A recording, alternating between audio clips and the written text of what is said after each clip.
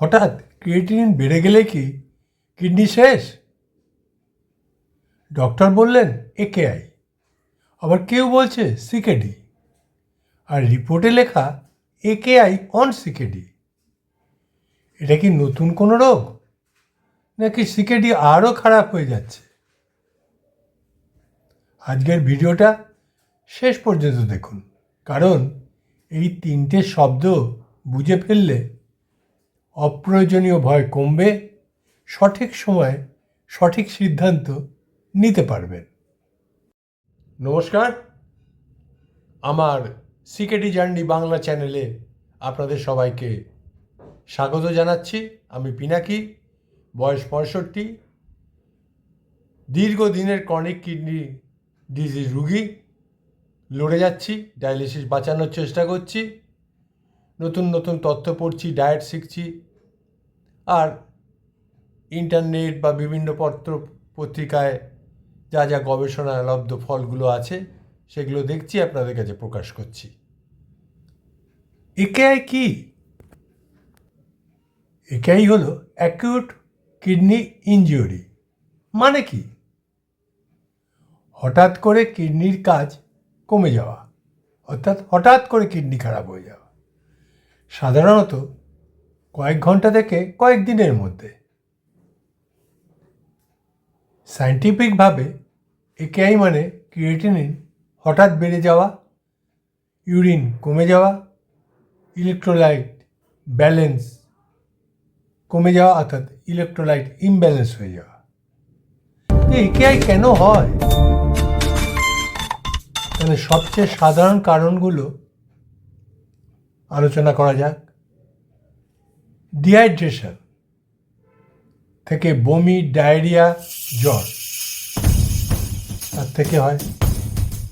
জল কম খেলে হতে পারে।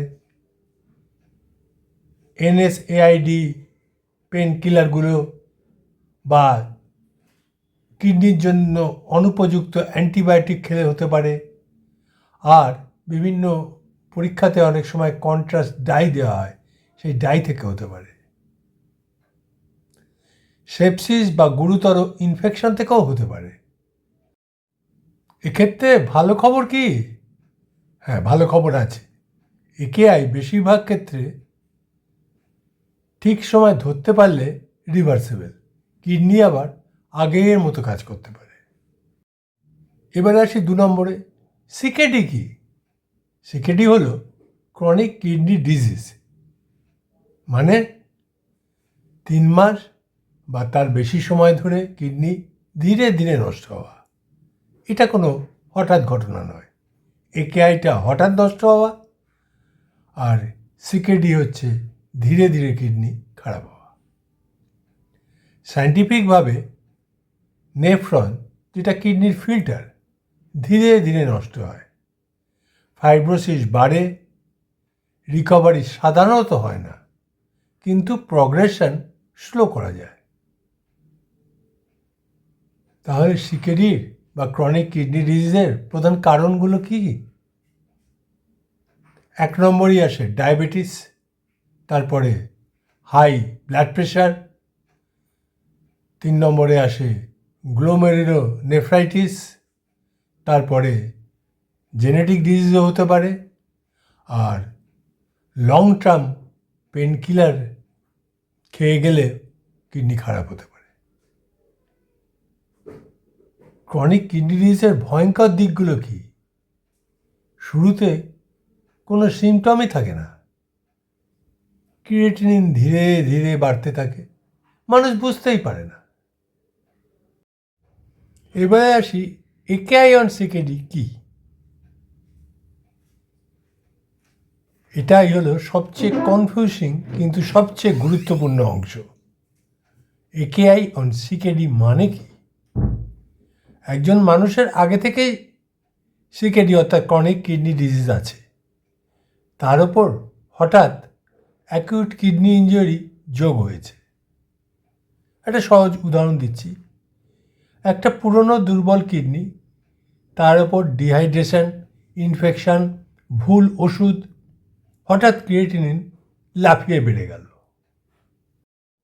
সায়েন্টিফিক এক্সপ্লেনেশন বা বৈজ্ঞানিক বিশ্লেষণ হলো সিকেডি কিডনি রিজার্ভ কমিয়ে দেয়, আর একাই হলে কিডনি আর সামলাতে পারে না, তাই ড্যামেজ বেশি দেখা যায়। তাহলে একেআই অন সিকেডি সবচেয়ে বিপজ্জনক, কারণ রিকভারি স্লো, ডায়ালিসিসের রিস্ক বেশি, সিকেডি স্টেজ এক ধাপ খারাপ হয়ে যেতে পারে। এইবারে আসি সিকেডি রোগীরা কীভাবে একেআই এড়াবেন। সিকেডি ফাইটারদের জন্য গোল্ডেন রুলস শুনে নিন। ডিহাইড্রেশন এড়ান, পেন কিলার নিজে নিজে খাবেন না, ইনফেকশন হলে দেরি করবেন না, কন্ট্রাস্ট সিটি অর্থাৎ সিটি স্ক্যান বা অ্যানজিওগ্রাফি আগে নেফ্রোলজিস্টকে জানান, বিপি এবং সুগার নিয়ন্ত্রণে রাখুন, regular blood and urine test করুন। মনে রাখবেন, সব ক্রিয়েটিনিন বেড়ে যাওয়া মানে কিডনি শেষ নয়, কিন্তু অবহেলা করলে রিভার্সেবল একেআইও পার্মানেন্ট সিকেডি হয়ে যেতে পারে। আপনি যদি ক্রনিক কিডনি ডিজিজ রোগী বা অন্য ভাষায় সিকেডি ফাইটার হন, তাহলে জ্ঞানই আপনার সবচেয়ে বড় ওষুধ। ভিডিওটা উপকারী লাগলে লাইক করুন, সাবস্ক্রাইব করুন আর বেল আইকনটা টিপে দিন। আর এই ভিডিওটা শেয়ার করুন, কারণ কারো একটা কিডনি এই ভিডিও থেকে হয়তো বাঁচতে পারে। ধন্যবাদ।